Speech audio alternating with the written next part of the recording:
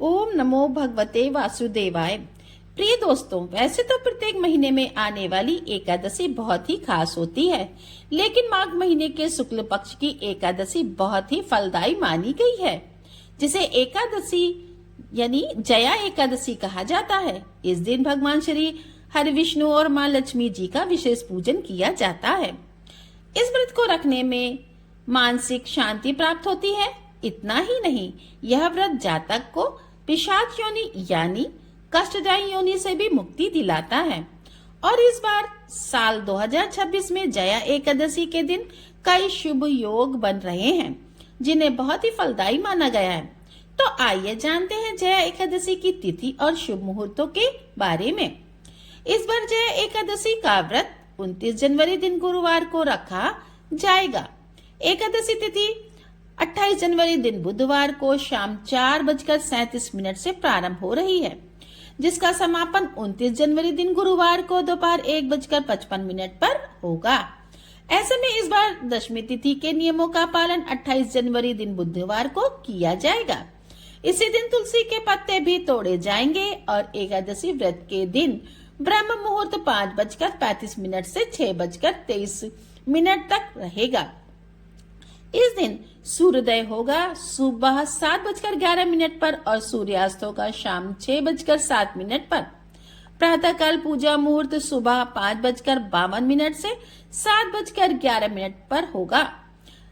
शाम की पूजा शाम 5:55 से 7:17 तक रहेगा। इस दिन राहु काल दोपहर 1:30 से 3 बजे तक रहेगा और भद्रा काल सुबह 7:11 से दोपहर 1:55 तक रहेगा।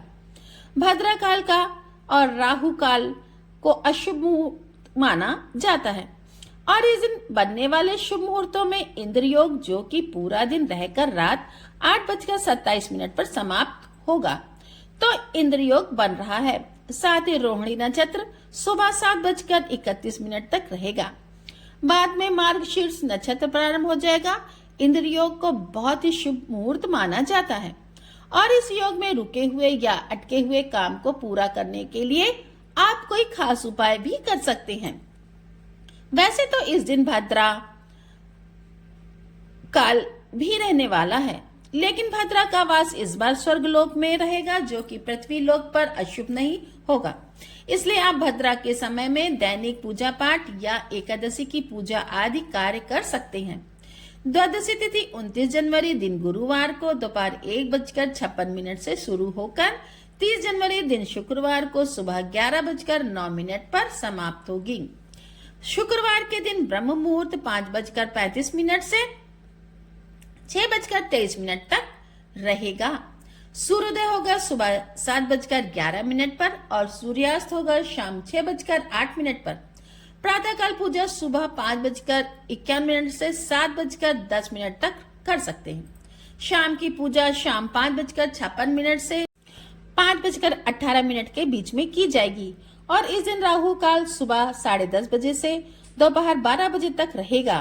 हरिवासर का समय 29 जनवरी दिन गुरुवार को ही यानी एकादशी व्रत के दिन ही रात 8 बजे तक समाप्त हो जाएगा।